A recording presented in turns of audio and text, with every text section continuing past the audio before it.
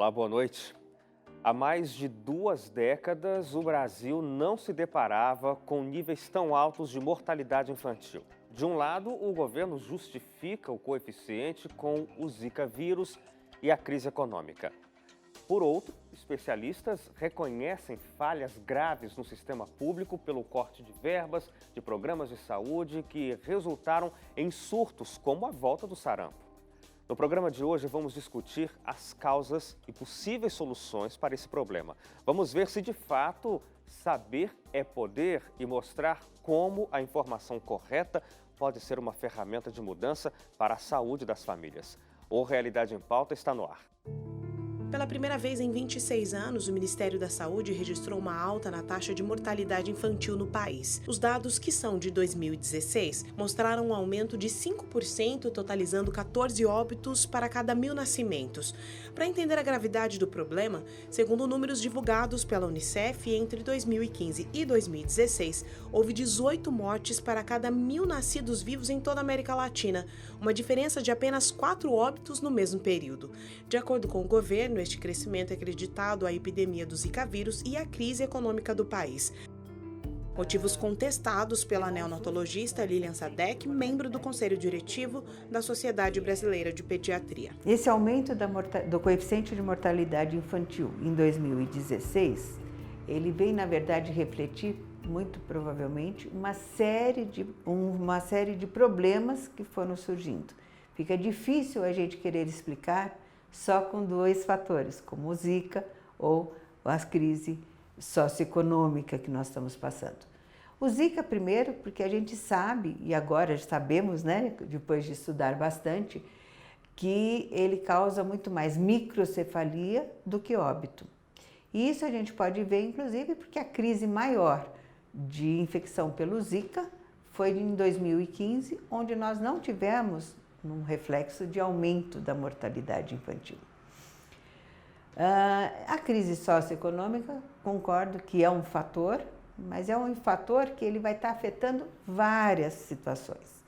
As situações de saneamento básico, de condições de vacinação, de condições de saúde, o que aumentaria o componente de mortalidade pós-neonatal, que seria de 28 dias até menos de 1 ano. Para compreender o coeficiente de mortalidade infantil, é necessário primeiro entender os 3 componentes levados em conta na construção deste dado. Inicia com a mortalidade neonatal precoce, que vai do nascimento até o 6º dia de vida, seguido da mortalidade neonatal tardia, que inicia no 7º dia até antes de completar 28 dias, e finaliza na mortalidade pós-neonatal, que seria de 28 dias até antes de completar 1 ano. A doutora Lilian, que também é professora da Faculdade de Medicina da USP, explica o porquê é tão importante avaliar os dados do Ministério da Saúde com base em cada um dos componentes apresentados. Quando eu estou falando de mortalidade neonatal precoce, as principais causas têm muito a ver com as condições da gestante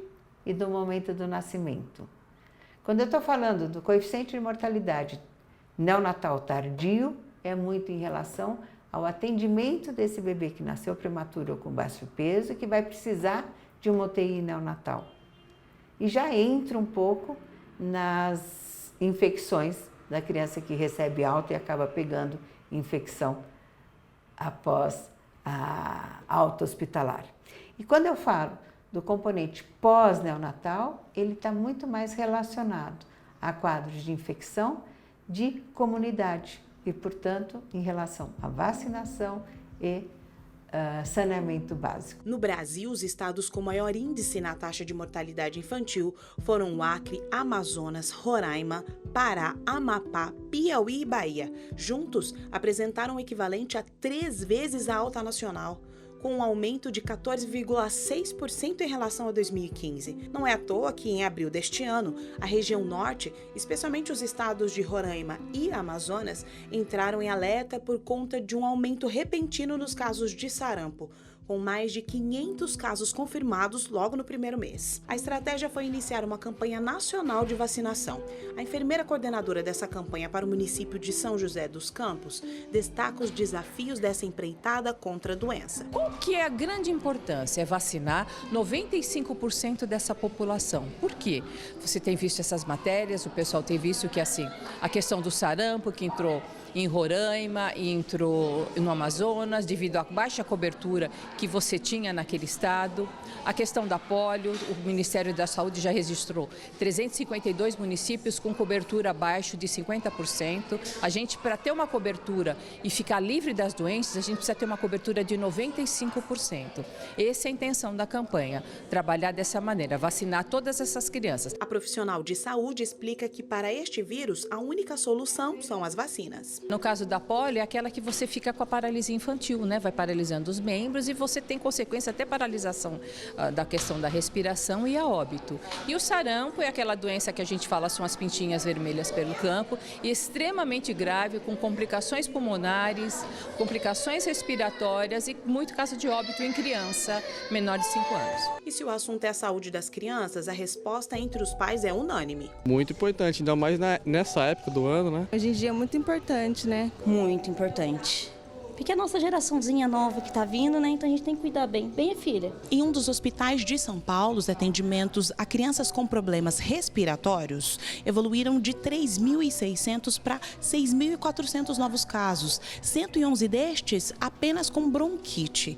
Um dado comparativo deste mesmo mês do ano passado apresentou uma diferença de 165 casos.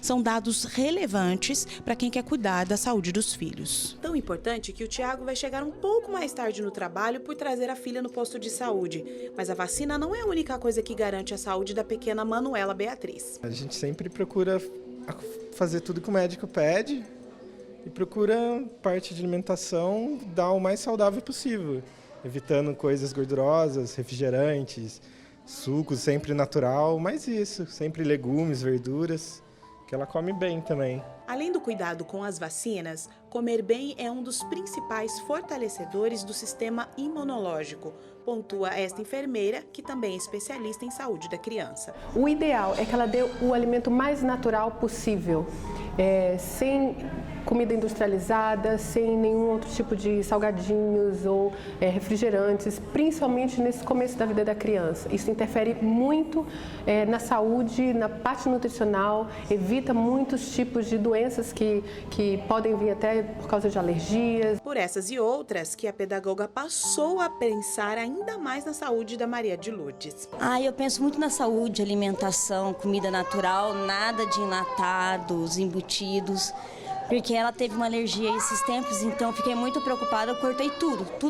Hoje é só natural, só fruta orgânica, só coisas boas. Nem sempre as condições são as ideais, mas o importante é obtermos o máximo de informações, exigindo melhores condições de atendimento para combater as doenças e driblar os altos índices de mortalidade infantil em todos os seus componentes. Um pré-natal que faça tudo aquilo que já está no protocolo do Ministério da Saúde e que, portanto, toda gestante tem o direito de estar realizando. Ela precisa saber da importância, mas também precisa encontrar esses serviços. Então, por isso que eu falei, temos que pôr dos dois lados, a população fazendo o seu papel e cobrando, mas também o governo, né, está realmente disponibilizando esses serviços ou a atenção suplementar, a saúde suplementar também.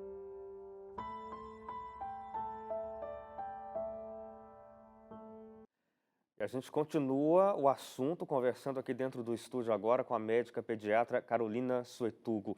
Carolina, muito obrigado pela sua companhia com a gente aqui no Realidade em Pauta. Eu que agradeço o convite. Obrigada, Hélio. Obrigada a toda a equipe. Carolina, primeiro a gente tem esse impacto, né, desse aumento depois de quase 30 anos sem que esse tipo de coisa ocorresse. Claro que isso causa um alerta, até para a classe médica, eu imagino.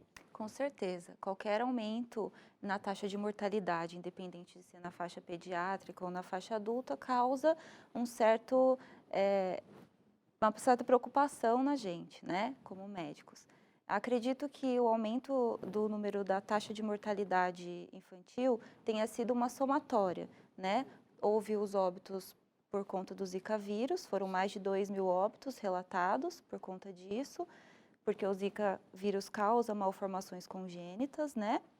E também o principal dado que nós temos, a maior causa de mortalidade infantil no nosso país são por causas neonatais, né? Sim. Esses números somados causaram um aumento na taxa de mortalidade. Além disso, houve um medo das mulheres engravidarem e contraírem esse vírus durante a gestação e, por conta disso, gerarem uma criança com malformação. A diminuição do número de nascimentos também interfere na taxa final de mortalidade. Então, pode ter sido isso que aconteceu para aumentar de forma significativa nesse ano com esses dados, Claro. né? Agora, é importante a gente comentar também que tem esses casos pontuais que acabam causando um alarde, né? O Zika vírus, por exemplo, é um caso, mas os pais e quem sabe também o próprio sistema de saúde, o próprio sistema público, às vezes, não dá muita atenção a alguns outros fatores que estão permanentemente na vida da população brasileira, né? Como, por exemplo, vacinação que se deixa de fazer para alguns casos que são extremamente importantes, ou mesmo a falta de saneamento, que pode ocasionar doenças graves também, não é? Com certeza. É um item muito importante a vacinação, né? A gente sabe que a vacinação previne formas graves de doenças que até hoje não aparecem mais porque houve essa vacinação previamente na população. Então, ela é extremamente importante para não botar uma população toda em risco, né? A pessoa que não mantém o calendário vacinal em dia, ela não está só botando a vida dela em risco, ela está botando a vida de outras pessoas também, né? É obrigação do cidadão se vacinar. Claro. E manter o calendário vacinal em dia. A gente tem, inclusive na reportagem, mas normalmente quando há uma campanha de vacinação, há um nível mínimo de vacinação esperado, né, na casa aí dos 95%. Mas a gente tem visto campanhas mais intensivas dos governos porque as pessoas estão deixando de vacinar os filhos. Isso é um risco absurdo. Sim, um risco enorme, não só para as crianças, como para todas as outras pessoas. A vacinação, ela ainda é pouco incentivada em alguns locais. As pessoas não têm acesso, muitas vezes, à informação. É necessário incentivar, fazer as campanhas e que as campanhas sejam claras para que todas as informações cheguem a todos os grupos que precisam ser vacinados, né? A gente teve esse número de casos de sarampo relatados atualmente, e isso gerou uma preocupação na população, mas aí a gente ainda sabe que existem muitas famílias que não sabem que devem ser vacinadas, né? Existem os grupos indicados para serem vacinados e tem muita gente sem essa informação.